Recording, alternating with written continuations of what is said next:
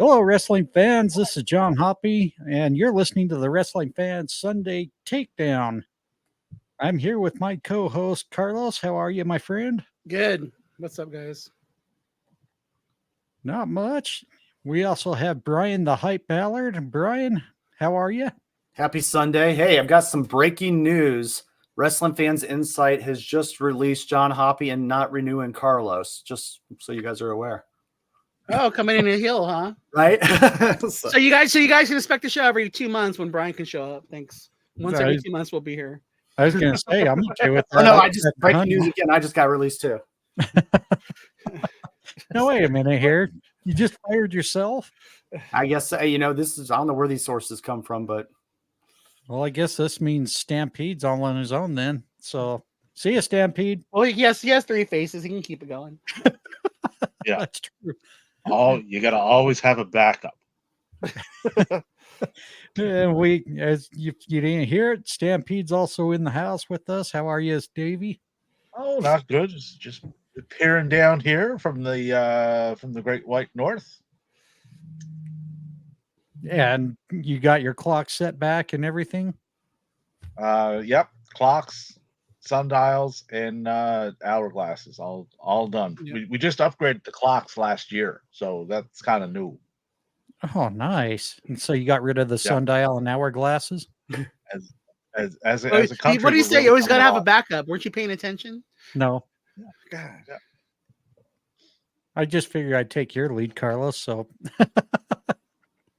but anyways, it's been quite the interesting week of wrestling, both on the AEW and WWE side. We'll get into the AEW in the later part of the show, but this week, WWE has had quite a bit going on. Why don't we start off with their PLE event that they held yesterday over in Saudi Arabia. For those who haven't been paying attention, they had their Crown Jewel event last night. Why don't we kind of get your reactions on the show? And let's start off with Carlos. Why me? I thought the cool thing going into this was like, I was talking to a friend of ours, Dev, who's in our group chat, and it was kind of cool. Like where we were doing predictions, which I won, by the way. It was like kind of like there was really like almost everybody could win the show, so that was kind of a cool. It was a nice change of like you didn't know which way it was gonna go. But then the execution sucked. I thought the matches, I didn't think the card was that good. It was boring. It dragged on. I mean, to me, like they're glazing they're glazing the prince, for their blood money the whole time and just overly kissing their ass.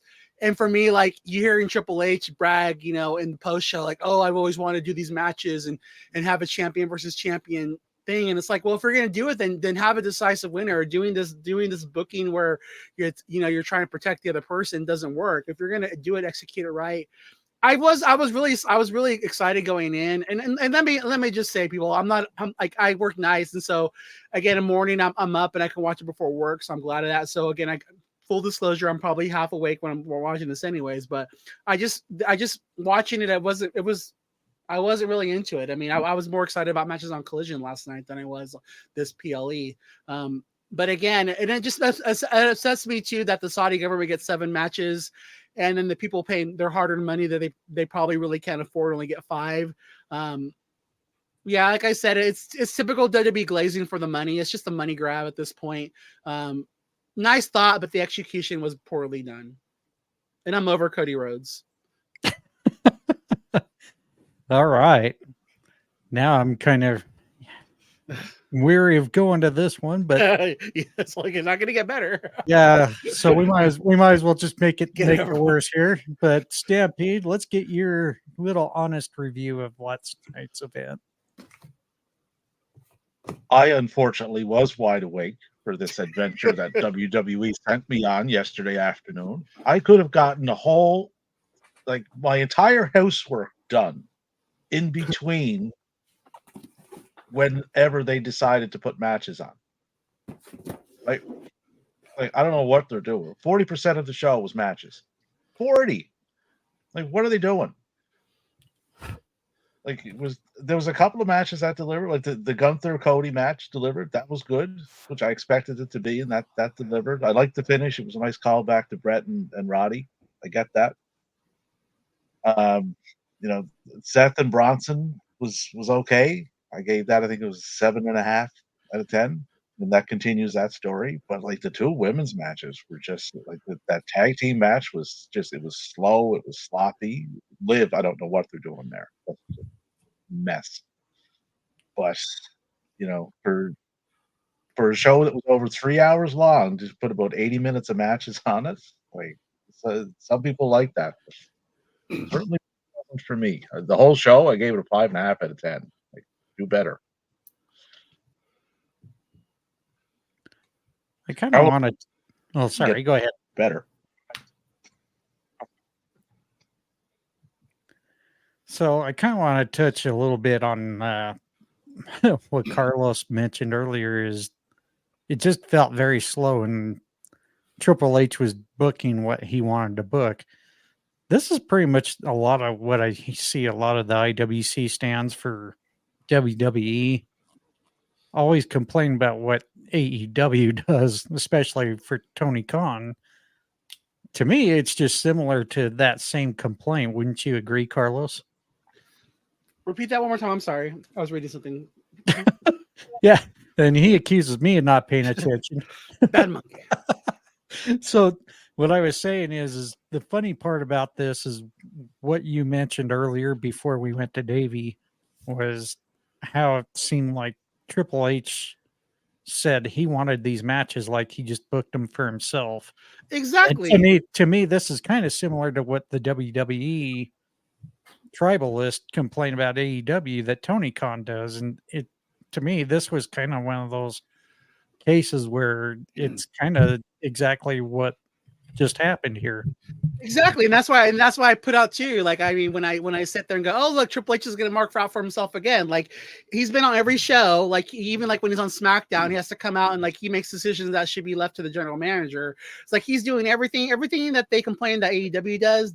WWE does it right back, and it's just like, and so it's like you're just being tribalistic. They all do the same thing. I mean, like, everyone in wrestling business is a mark for themselves. It's like, that's wrestling 101. It's just like, you're right. It's just tribalism down to the T.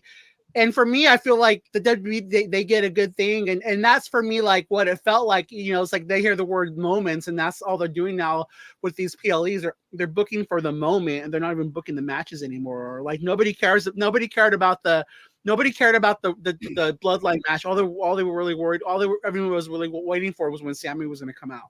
So like we just got 25 minutes of bullshit, you know, to get the moment with Sammy. It's just about the moments, you know, and it's just like, you know, like who cares about the Nia Jackson Liv match? It's about the moment of what's going to happen at the end and who's going to help who, and Dominic and them coming out and the Tiffany cash in. The action doesn't matter anymore. It's just about the moments, and it's awful. It's boring. All right, Brian.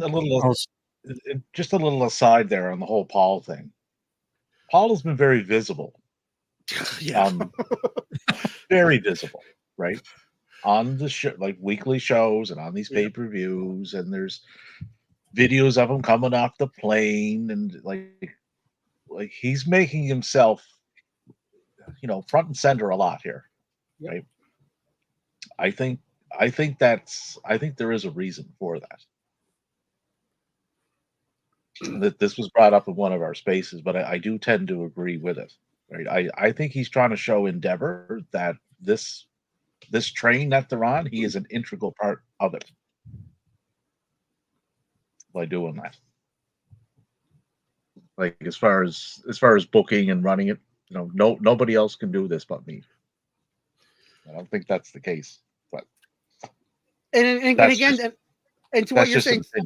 No, and again, I think I think it's the same thing like with Cody. Well, I'm tired of him. I think Cody sees his spots up, but I think Cody knows that people want Roman Reigns now, and he's trying to hold to his spot, and he's saying a lot of things he shouldn't be saying, and he's constantly like he's just always worried about not being the top babyface in the fans. So it's like he's just overly concerned about his spot, and I think that's even like we're seeing with Triple H. I think there's shit that could come out. I think there's things that he might know, like they're all worried, and so he's trying to show them, like you guys need me, because again, the Rock and Triple H really don't like each other, and then the Rock is on the board, and Nick Khan brought him in for a reason. There's a lot of things being done here to protect their spots. Again, wrestling 101, old style Carney, like just like what we're seeing with Chris Jericho and AEW. It's like they're just all these guys are just trying to show what they're needed, because they know at any time they could be losing their spot.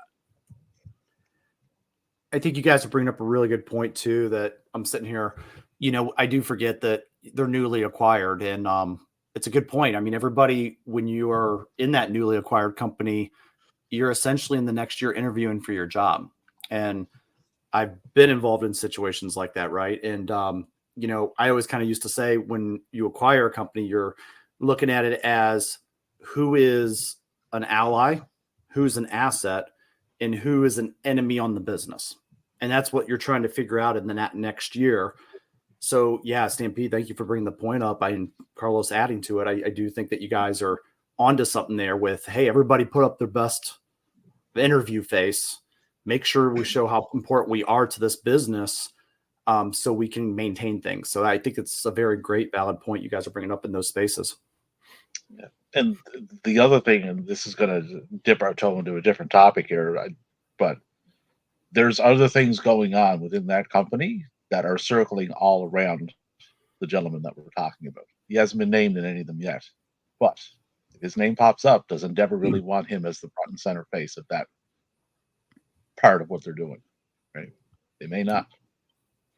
So making himself seem like a very integral part to it, that could be what he's doing too. That's just an opinion, right? I don't have anything based on it, but it could come to that.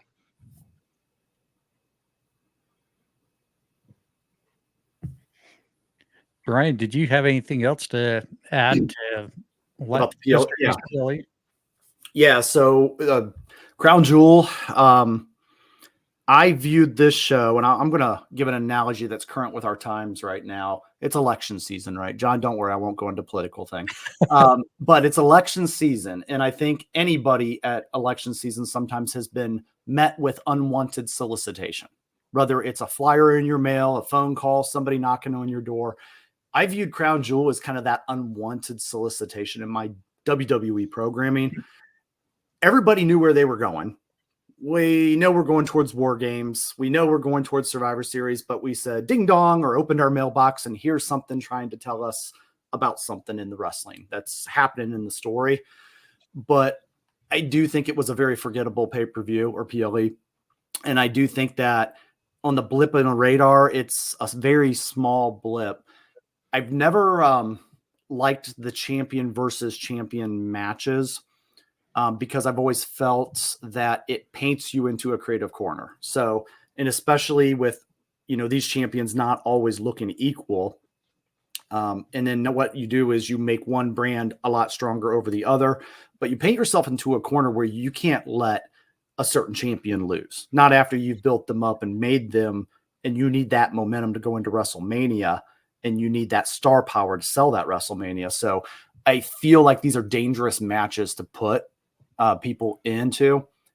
The allure of it's cool. So what do? You make up a fake championship, right? And you say, hey, and I don't know what this Crown Jewel championship is going to do. If you're not the champion anymore, do you come back and defend your Crown Jewel champion next year, even though you're not a championship holder and you lose your title at Mania, So I think it paints them in a very weird corner.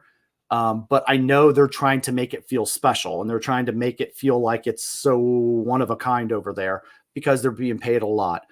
One thing I will say about the show that I did enjoy, I enjoyed the fact that these were 7 matches on the card. I've been saying the 7 to 8 to me is the sweet spot.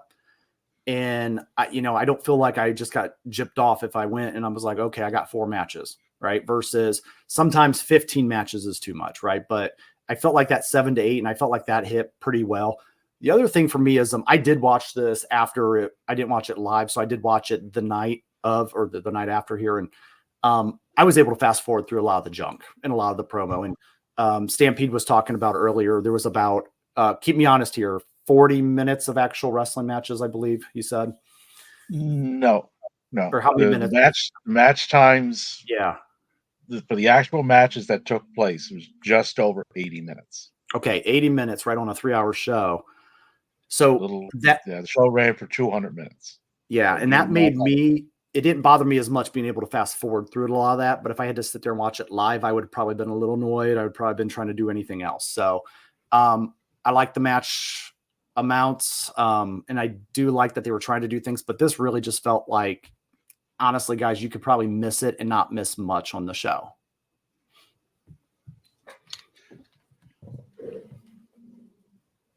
I kind of agree with you, Brian. I did the same exact thing actually yesterday, as I was kind of out for a little bit. For me, it's always been one of my biggest pet peeves, and again, I've mentioned this many times. Like my wife says, how do you have a wrestling ring but you're not using the damn ring? Is this world wrestling entertainment, or is this just wrestling entertainment or world entertainment? And it is one of those things that bugs me. If he was spending that kind of money, I better be getting a lot of wrestling out of this. And to me, it's really hard to go to a WWE event, especially being an old school wrestling fan. And to Davey's point, 80 minutes out of a 200-minute show, you're not even 50% wrestling. That's not really one of those things where I'm getting my money's worth out of it for sure. I do have to say, though, I thought it was a solid card based off the matches we did see. I do agree with Davey as well. I thought Cody and Gunther definitely hit it for match of the night. Seth and Bronson Reed were definitely second, but the rest, it just wasn't that entertaining for me. So, but why don't we kind of move on to something that's a little touchier? Also going on the WWE, and as it happens at least twice a year. What was it now, Stampede? They are now WWE departures. Yeah, they have departed the company. Yeah. This is like warehouse and distribution center analogies, but as we found out earlier this weekend, confirmed 3 names mentioned that are no longer going to be with the WWE: Tegan Knox, Indy Hartwell, and Baron Corbin. And honestly, I'm not shocked that they are being released because they just haven't really been well used. But why don't we go to Stampede with his reactions on these 3 releases? Tegan, I'm not shocked at, because they signed her and they obviously never had any plan for her because they never really used her. Right? Tegan, I think if she wants to continue wrestling, I see her going a route similar to like Kylie Ray, doing stuff like that, just bobbing around the indies, doing stuff here and there, popping up to Scott's promotion up here in Canada. If she wants to wrestle, she'll do fine, right? Indy was a bit of a shock because she is quite popular there, right? Not the best in-ring talent, right? Like, she needs to work on that if she's going to continue, but she was very, very popular. Corbin was the one that really threw me because they sent him to NXT and they literally laid out the template for how to present this guy, how to book him, and what type of character to run with him. It worked extremely well in NXT. He was over. And that tag team that he had with Braun Breaker, the Wolf Dogs, that was over, and that worked really well. Mm-hmm. Brought him back up, and they did nothing with him. Right? So that was a disconnect there. Like, they laid it out for you how to do it, and they still didn't. So my other issue with this is things are a little different than they were this time last year. They now have what they're presenting as a partnership with TNA. So why couldn't they send 1, 2, or all 3 of them? If they couldn't figure out what to do with them, go over to TNA for a while, right? Until we have something for you here. Run some storylines, do your thing, and do it that way. That's how partnerships work. Successful ones, anyway. So Corbin, I think whenever he's ready to take bookings, I think he'll be getting quite a few calls, though. He's extremely underrated in the ring. He's quite good. He's a very safe worker. And as we've seen, the guy can work a multitude of characters. Whether they're good or not, he can still work them. So, I don't know. They could have done more with those 3 people, given their current circumstances, because they do have places to send them now, and they didn't. So, I think that was a miss.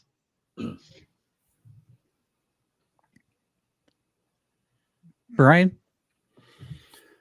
All right. So always a tough time whenever they have to make tough decisions. From what I understand, it was a kind of a consensual thing with Baron, right? The contract was expiring and they kind of both said that, hey, not moving ahead.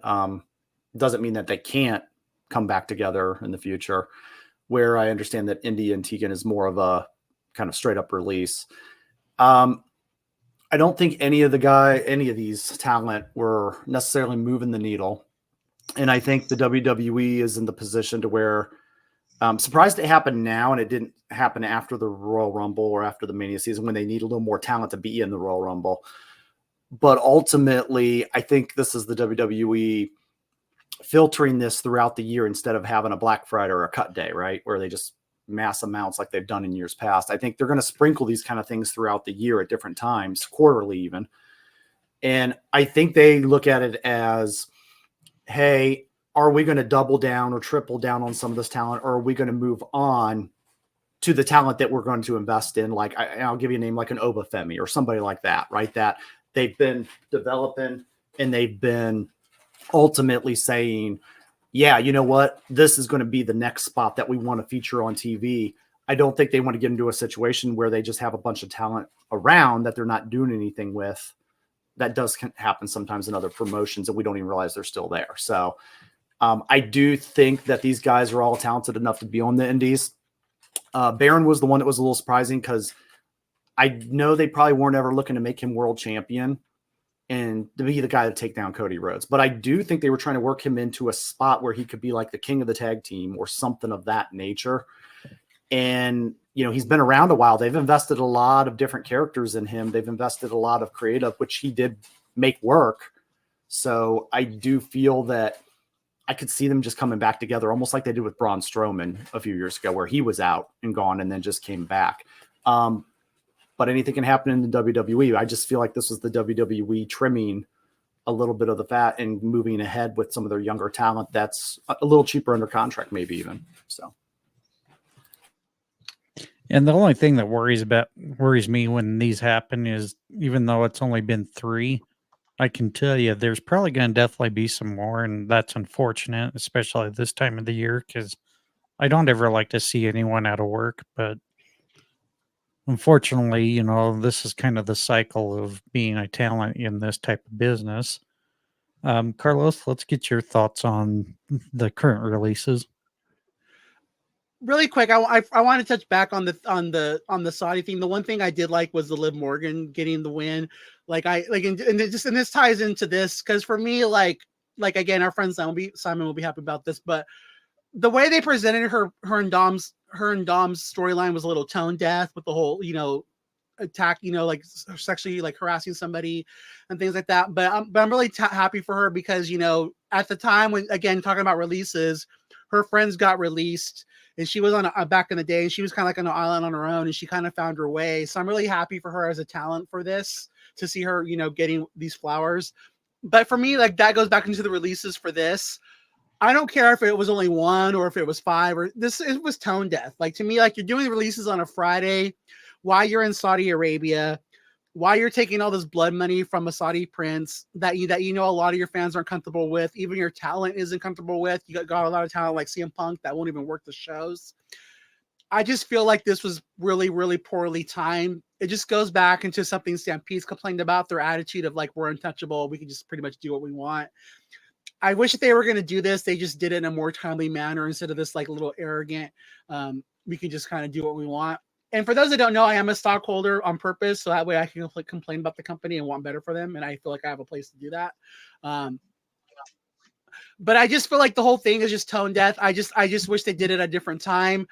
I think with Corbin, I really, and again, this kind of goes in the whole thing with the Hurt Syndicate. I think that I think he was a Vince guy, and I think he was somebody that Vince liked, and I think he's somebody that Triple H didn't like because, again, if you look at it, he was booked really well under Vince. He was doing good in NXT under Shawn. I don't know why they brought him back to the main roster, probably because he's making too much money, but then he gets brought up there and Triple H does nothing with them, and then he releases them. So I think it was just a way to get rid of somebody who maybe Triple H really didn't like. Because that to me was that's what I look out of this. The thing with Indy and I mean, for me, the thing with Tegan Knox, again, it's unfortunate. It's a lot of fans rooted for her. She got injured too much, but again, she's injured trying to work for them. So again, I think it's just a sad thing. The Indy thing doesn't really make me feel good about their tag team division because she's with Candice LeRae. So what's to say about that? I mean, I don't see any use for Candice LeRae other than the Speed Championship. So I'm kind of like curious why they didn't just cut her too. But again, it's probably just to keep her husband happy. But to me, it's like I said, it's just tone deaf, the timing of it. The same time, if they're not going to use these guys, they let them go elsewhere. But at the same time, I just don't get it because they have so much fat. I don't understand why you had to cut this fat. But like to what Stampede said, I would like to see them really do a partnership with this. And again, if they don't want to pay them to go there, then let's let TNA utilize them for the 90 days, and maybe they can impress them, and they can get brought on with TNA. I think for Corbin though, I think he's done. I think he has enough money. I don't think he needs to do this. But again, a guy who literally would make everything work that was given to him, I just really think it's unfortunate. I'm a big Baron Corbin fan. I'm really sad to see him go. But again, I just think it's a case of he's not a Triple H guy. And just a quick kind of note on the whole indie thing. They taped the SmackDown that she was aired on last week. And they aired that match on the same day that they departed her. So when you mentioned tone deaf, yep. I believe that might just fall into that. Exactly. Yep. Right. Like, What that actually tells me too is that somebody in that company didn't talk to each other, as far as, one person's making a decision in one room. Hey, we're going to let go of this talent. We're going to cut this bottom line. But then, were they on tonight? Like, it tells me they didn't contact each other and talk and kind of know what was going on. And I'd like to think that's just bad communication internally. Well, and to kind of touch on that, Brian, and as much as I don't like reporting dirt sheets or rumors, word through the grapevine too is Indy Hartwell didn't even find out until it was posted online. So that was a joke. She was joking. No, that was. Oh, that was a joke. Okay. Yeah, that was a joke. Okay, I was going to say that's kind of the shitty way to find out because I have seen seen stuff like that happen before. So, but. And again, the thing I want to add to that, what you just said about Indy Hartwell, though, is that the thing I want, and again, this is something that I press on when we do our spaces, is like be a fan of the talent and not the organizations. Like the way she handled everything was such class, and she's like, instead of looking at it as a negative, like look at it as a 5-year dream and what I got to do and live my dream out. Like they don't deserve like that. Sometimes they don't even deserve talent like again, what was a negative for them, she paints in a positive light, and that's why I'll root for her, and I hope that she continues. I do like the timing of her release because again, AEW is planning a big thing on Australia, and she'll be just right there, I think, in time to be there. So if they do want to do something on the pre-show, but yeah, just the class that she handled it with needs to be commended. And to add on to that, I was going to say, shout out to her, how she handled. I love her quote on Twitter when it was, "Don't cry because it's over, smile because it happened." And I'm like, yeah, exactly. That's beautiful. The kind of stuff that tells me a little bit about her as a person, and it gives me a peek in the door there. And I was like, somebody is going to see that and say, wow, I may want to work with this person. They seem like a positive person, and versus somebody that might take the low road in the low place. And so I just thought that was a very unique quote. I'm going to add that into my own arsenal because I was like, that's just, I think, a really great way to, turn lemons into lemonade, so to speak.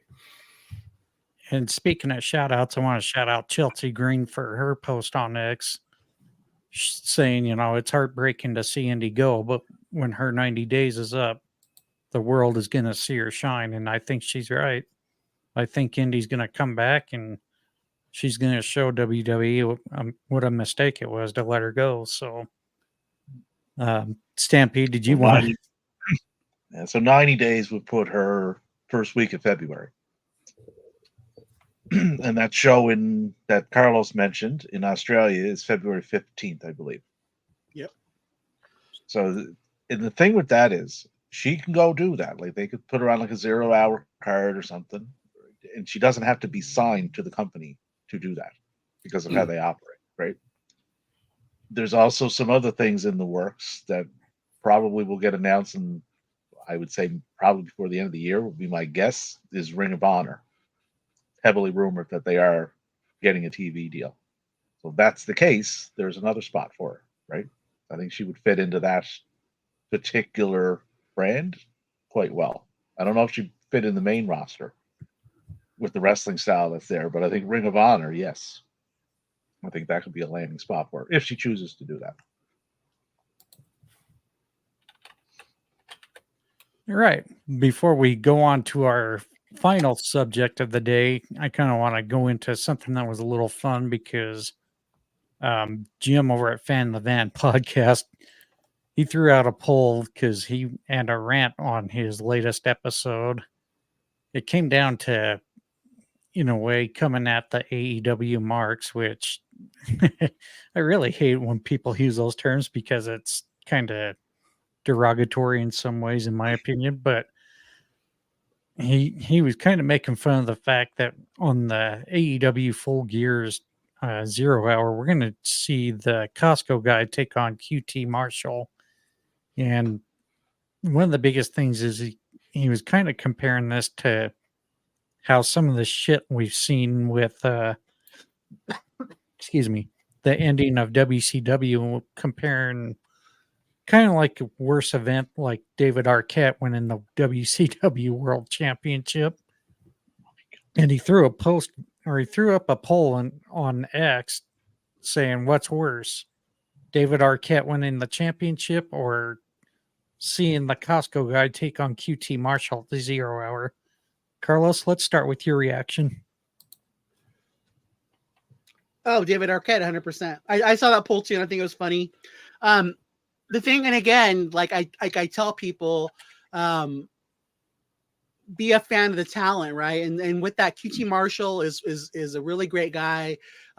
He works with our friend Nasty Leroy, as far as his training, just what he gives to him, what he does for professional wrestling. I mean, I have a pair of his trunks in my right here with standing by me because he donated them to a cause, for an organization with autism in the Sacramento area. He's worked his ass off to get where he's at. And again, he's somebody who Tony Khan doesn't really want to utilize on TV too much because he has so many other people. But again, if he can do his job on social media and get this over and he's getting a match and it's on the pre-show, then who cares? It's a pre-show match. Like, and again, I want to see, and again, I think this is something that they need to get into more with AEW a little bit is doing celebrity stuff. And again, why not? It's on the pre-show. It's like it's taking a spot away from someone else on the main show.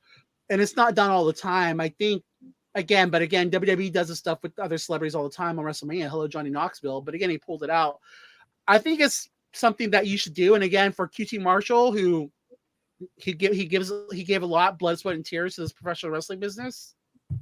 And he's finally in a place making money. I'm happy for him that he's getting this match. And it's definitely David Arquette, 100%. And kind of one thing I want to throw out in comparison with those two different options in that poll. Let's also look at the fact that David Arquette did not look like a wrestler. He was not trained to be a wrestler. He was obviously to promote the Ready to Rumble movie, which was terrible as hell. But let's also look at the fact that the Costco guy, if you really take time to look at this guy, he's an ex-wrestler. He's an ex-wrestler too. He's an ex-wrestler. So it's really not, and it's not really a great comparison to say this is AEW going down south. I think this is going to be a much better match than what anybody's really giving credit to. And I get it if you haven't really followed the guy very long. I mean, obviously based off his social media, but yeah, he's an ex-wrestler, and I think we're going to see a really good match out of these two, especially with the way QT kind of contributes to the wrestling business with other talent. And he's a head trainer too. That's what people need to realize. Like QT, like if you watch like QT, he makes Dance of the Warrior look really good to me too. Like the way he can sell for him, it's like they say AJ Styles can wrestle a broom. I mean, I'm not saying that QT is AJ Styles, but it's like he knows how to make somebody look good working with their limitations. And it's like, give the guy some fucking credit, guys. Like, come on now. And again, because again, the thing they need to realize, again, this is about money, right? So again, the Costco guys have a lot of followers, and again, I'm sure he's just doing this because he wants to. If that guy, if having him on there gets 10,000, or let's say it gets 50 more thousand people to watch the pre-show, and out of that 50,000, let's say 50 buy the pay-per-view, that's a win for AEW. Like that's making money. That's getting people that don't usually watch your product to tune in. And that's what it's all about. Because again, those casuals that people complain about that AEW doesn't go after, here you go. So again, what's the problem? And this is a thought out weeks in advance. That David Arquette thing was a decision made that day. Okay, you done? Yeah, I'm done. Hold on, one more thing. Good God Almighty! All right, Brian. Yeah, I like PT Marshall. I'm sorry. It's a pre-show match. It's fine, right? They're not making him world champion. Do what you can to get people with eyes on the product. Kind of to Carlos's earlier point, man, I just got me here thinking I would like to see somebody book a match with a broomstick. I think we're at that point now where we can do that. I want to see somebody that's a blow up doll. Yeah, I want to see somebody that's a smart aleck that says it's me and this broomstick and actually put holds on it, and just I think it would be stupid entertainment. Maybe Santino or somebody like that could have a dumb match like that. But ultimately, yeah, it's going to be there. It's not like we're being asked to pay money to see this piece.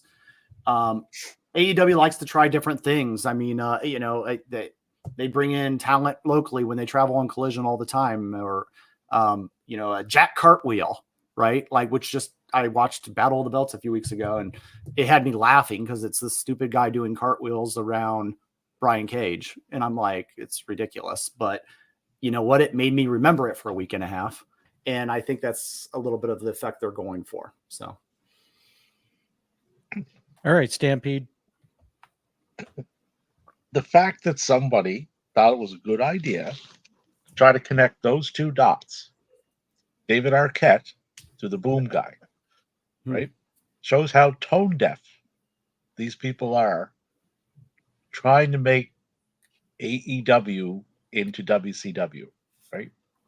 You look 5 years into WCW under Bischoff's reign, and you tell me how that company was going, right? Now look 5 years into AEW's reign. Tell me how they're going. They're not the same. I know people keep trying to connect those dots. There's no dot to connect there, right? This is on a 0-hour show that you can get free on YouTube, like Brian said. Right? All it is. This guy was on Jimmy Fallon.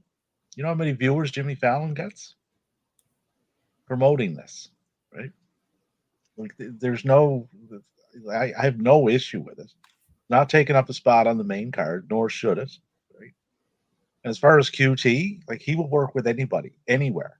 Right? Like, he's what this business needs. More of him. Like, more people like him. So hats off to QT, right? He came up to Canada and worked those 2 shows for Scott, right? In those matches, and they're, one of them was with Bully Ray, and it wasn't that good. But still, he's in it for the business. He wants to make this industry grow. And it's things like this that will help with that. So, if you don't want to watch it, don't turn on YouTube. Plain and simple. Just wait for the main show. If you do, you'll probably get a fun little match. That's all it is, right? and it's getting them publicity in the mainstream media doing it. So I don't know why people are complaining about this. It just boggles my mind that they would to begin with. But that's my thoughts on that. All right. And thank you for Jim and the Fan in the Van always shouting us out and listening to our podcast. Let's move on to the final topic at hand. Private Party ends up winning the AEW Tag Team Championship finally after 5 years. Carlos, I know you were really excited to see this. Why don't we get your take on all of this? I'm excited to see again. Like I've talked about this before. Like I literally got cable like when it was YouTube TV to start watching AEW TV because I wasn't because I didn't have cable back in the day, and I had Hulu so I could watch Raw and stuff like that, and so I finally just paid the money to start watching because I was hearing about this hot product. I was excited about it. Cody Rhodes again, not so much that Cody Rhodes was there, but just that when John Moxley went over there, I was like, oh, cool. You know, it was just something exciting for the wrestling business. And when I first started watching AEW, the first thing I fell in love with was the tag team division and the way it was presented. And it was just something that WWE didn't. Because again, you've heard Freddie Prinze and all these other guys talk about it.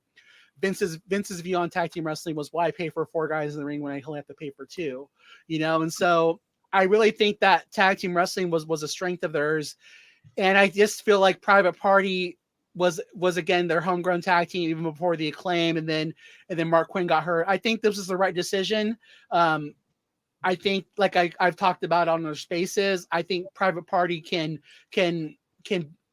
build the tag team division with the titles, and then I think that like I've said, whenever the Young Bucks come back, they can build it without the titles. Again, they're going to come back as faces probably, which again, if you're turning face, Tony, this is the last time. They cannot keep turning heel and face anymore. But I just think it's the right move. And then again, if you watch Collision yesterday, the first thing they did was it was a big presentation. There was all these different heel and tag teams, heel and face tag teams out there. So I'm really excited for this. My only thing is I wish that Brian Cage, and again, I'm a Brian Cage mark, and Lance Archer were in this gauntlet thing, because you've been presenting them going for their tag team title. So why wouldn't you have them be one of the teams? But I think this was the right move. And kudos to them for the way they booked it. Because again, when they had me on I was fooled, because when they booked in the middle of the show, I'm like, oh my gosh, they're really going to have them lose. And they really was just, again, they got me. Kudos to them. I think this is the right decision. Let these guys have the ball and run with it. Again, I'm really happy for this. And again, I think they're getting back to what was one of their strong suits, which is their tag team division. Kudos to them. So with this going on now, do we see this as kind of the domino effect of the Elite losing their championships? And let's move on to Stampede with the start of this one. On the whole Private Party thing, couldn't be happier. Right? Like, these are day one guys. And you know, they put the work in. I love the character shift to them, right? Which I think they needed to get to that next kind of rung on the ladder, which is where they are now. A little more serious, a little more focused. They work really well together. They can talk, you know. And a shout out to the Bucks too. You know, like the way they told this story, it wasn't a long one. Like, not everything has to run for 6-8 months, right? But over the course of time that they did this, you know, every time Private Party was in, they got elevated a little bit. And then the next time, elevated a little bit more, right? By the time that match happened, when they were fighting for those titles, and if they lost, they split up, you wanted them to get those titles because of how that was done. Right? So,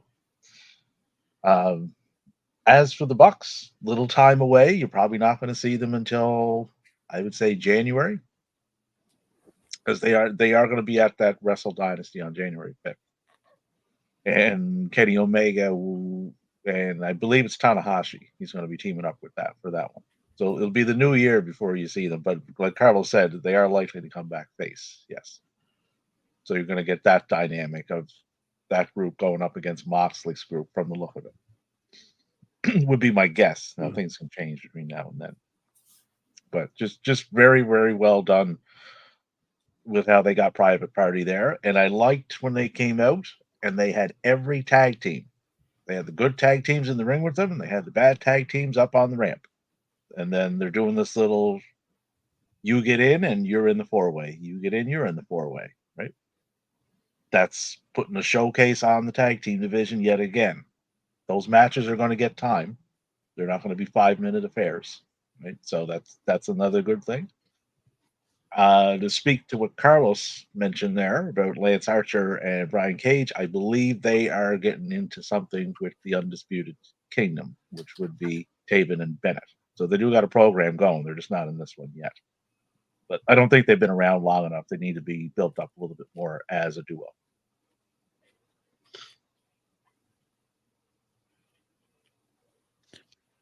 Brian? So I'll echo both of your guys' points. The glad to see a long-term tag team get a little rewarded here for their time spent in AEW with Private Party. And also, I'm glad to see the Bucks be able to go away, right? Sometimes for me, they're the team that I enjoy their work. I like watching them. They're fun. But sometimes it's like, how can I miss you if you don't ever go away? And they tend to know when to go away at the right time and then come back where I'm like, ooh, they're back, right? So I think it's a good move for that situation. The one thing that's the little hidden behind the scene thing I like in this Private Party championship win is this just proves Jon Moxley's philosophy is correct. Moxley had the incident where he took the hammer to Private Party a while back, saying that he was giving him a different gift of a different mentality. And, you'll never be anything without me doing this kind of stuff to you. And so while it's not right up in our face, it is subtle in the background. And I'm looking to see how many more attacked AEW talent get infected with the Moxliness that go on to get a title, a TNT championship or what have you. And almost in the background proving Mox's ways are right. And then that can get revealed. Hold on. That sounds like a storyline. I know, right? It's very sneaky and it's subtle, but by God, Carlos, they're hiding it in there. So, my God. But Carlos, they don't tell storylines. Right, exactly. And that kind of bleeds into Jack Perry, because he's done some promos lately that have been right along those lines with Daniel Garcia, right? When Daniel had him pinned up against the wall and they used to dance for me too. Little things like that, right? Like, stop fucking dancing, Daniel. Get serious, right? Yep. And then the promo that they did last night. I used to believe just like you did. And I think the other tie-in, Mox referred, when he was referring to Yuta in that promo, he specifically used the word scapegoat. If you remember it if you've seen it last night, I don't think that was an accident. So with the Bucks gone away, Okada likely getting ready for the C1, Perry's now kind of off on his own a little bit. So I wouldn't be surprised if you see Jack line up with, I'm going to call them the Death Riders, because this obviously isn't the BCC. And then Shivani referred to him as a Death Rider yesterday, so they're transitioning to that. Yeah.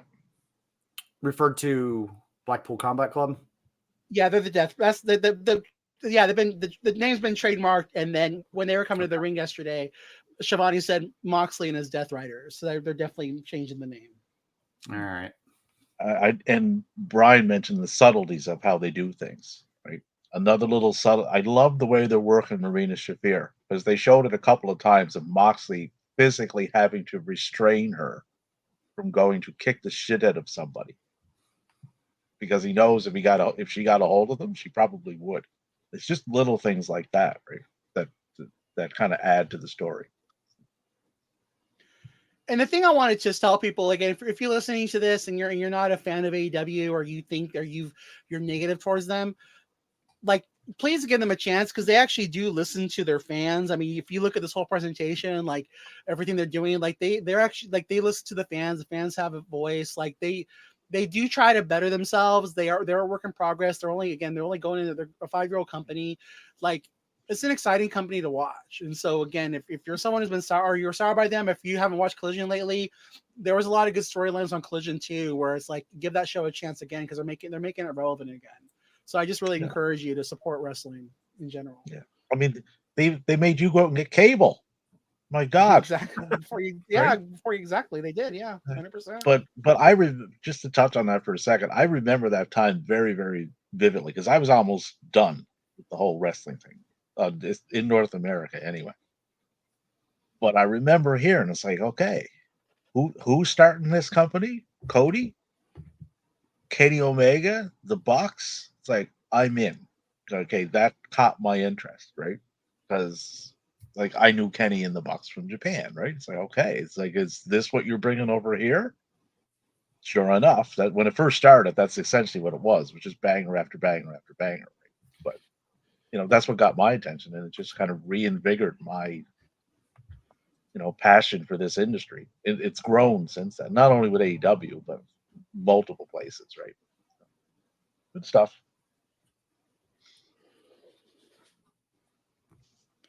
All right, well, we're getting right down to the nitty gritty and getting close to the end of the show. For those of you who was watching our live here, we just flashed a few banners here. Be sure to join Carlos and Stampede as they do X Space shows during the week, usually on Mondays and Wednesdays. You guys are on normal schedule now, right? Yeah, more Monday is more me. Stampede's there to support, but it's more just me. But Wednesday, yeah, it's going to be us together with AEW. But yeah, we're pretty much on that schedule now. And then if we ever decide to do a special one, like if this one that closes or there's something we want to talk about, just be on the lookout. But yeah, pretty much correct. Sorry. Yep. Long answer. And pretty soon I will be doing some shorts on X Spaces as well. Keep your home. Shorts, not episodes. There's a difference. So be sure to go check out Carlos and Stampede and all of us on the X apps. Go check us out for our X Space episodes and shorts. You can follow me, John, at WF Inside Pod, William at William Hoppy 8, even though he's hardly active. Carlos at C to the LOS, and then at Conquer the No, and then on Instagram, Rainbow Goodness _. And Brian? At the Brian Adkins on X and Tap Out Talk on YouTube. And Stampede? At David ROBER 7174 on the Twitterverse. And we've also sorry. And tune in Monday, right? Because I will be on that. I don't actually watch the show anymore, but I'll be keeping an eye on the New Japan show that is also going on that day, where the gentleman in my profile picture will be making an appearance, Kenny Omega. So hopefully he'll have a little bit of clarity as to where he's going and what he's doing next. If it's going to be AEW next or the show in Japan on January 5th. So stay tuned for that. Right. We've also started a community on the X app for the fans of pro wrestling. Just go check out under my main handle at WF Inside Pod. Feel free to go ahead and ask to join. You should be able to get in just fine. Also, we have a group chat on X as well. All wrestling fans welcome for wrestling chat, as long as you keep everything respectful and also entertain everybody's opinions. Also, we have our website, the www.thefansofprowrestling.com, and our YouTube channel, if you're watching this live there, at Wrestling Fans Insight. As Brian mentioned, he has his Tap Out Talk on YouTube as well, at Tap Out Talk. And on Twitch, which has been kind of giving us a problem today. Hopefully it'll be fixed for the next time we go live. You can go check us there at the Fans of Pro Wrestling. And as Carlos mentioned earlier, he is on Instagram. Go follow him at Rainbow Goodness _. And you guys, let's go ahead and get into our closing thoughts and shout outs. Carlos, let's go ahead and start with you. I want to give my shout outs to you again. I'm going to just list of communities that support us. We got the Sage community, Primetime Sports Fix, Titans Chat, Death Row Monetization, Patrick's Happy Hour, the DWE. Again, just thank you guys. The Hub City Group Chat, IWC Growth Hub. Anyone who supports us, we thank you guys. And then my closing thoughts are just, again, it's a fun time to be a wrestling fan. Get out there, support content, support your indie promotions. Also, just a quick shout out for Chris Bay, who got injured. If you guys can afford to support him, the TNA is doing something right now where if you buy his shirt, 100% of the proceeds go to him. Also, the Pro Wrestling Tees is doing the same thing with one of his T-shirts, and also Major Bendy's is releasing a bendy of him as well. If you purchase any one of those three things, all the proceeds go to him to help him while he's recovering. All right, Brian. Shout outs, you know who you are. I don't need to shout them out. They know who they are. Thanks, Brian. For overall, we're getting into WrestleMania season in the next few months, right? And I believe that Survivor Series is now the new WrestleMania season. So, this is when wrestling starts to flip the on switch, and I'm excited to see what we get in the upcoming months, and then what AEW is going to do to kind of compete with that and keep themselves in the race. So, just stay tuned. We got the return of Saturday night's main event coming up. I'm excited about that in the future, and hopefully we'll be doing some stuff around that here on Wrestling Fans Insight. All right, Stampede. As far as the show notes go, pretty much ditto what Carlos said. He's much better at those than I am. But yeah, we're winding down the year, right? Full Gear's right around the corner, right? Then World's End. Survivor Series November, I believe, if I'm not mistaken. So there's two big shows. Lots of lead up to New Japan with Wrestle Kingdom and Wrestle Dynasty. So watch for that. Stardom got a lot of stuff on the go. TNA, let's kind of see what's going on there because they're going to have a bit of a roster changeover. So once again, it's something to keep an eye on. So there's tons of stuff to watch and get invested in. ROH probably landed on a TV station near you at some point. So just good stuff, man. There's a lot of healthiness going on in the wrestling industry all over the world. All right. And for those of you who normally listen, tune in, thank you to each and every one of you. You know who you are. I also want to give a huge shout out to our local indie guy as we're talking about indies. Manny Lemons, who wrestled a dark match with QT Marshall back in Salt Lake City here on October 23rd, I believe it was. He got the victory there. He's been killing it. He's Manny 2 belts at the moment with 2 different promotions. Manny, if you're listening, hope you keep killing it and look forward to watching you here in the future. And that's going to do it for us this week. Again, check out Carlos and Stampede on the X Space app or on the X app on their Spaces episode. Again, Monday night and Wednesday night. Go check out their timelines for when they will be happening. And we are going to wrap it up here. Thank you for tuning in. We'll catch you again here very shortly.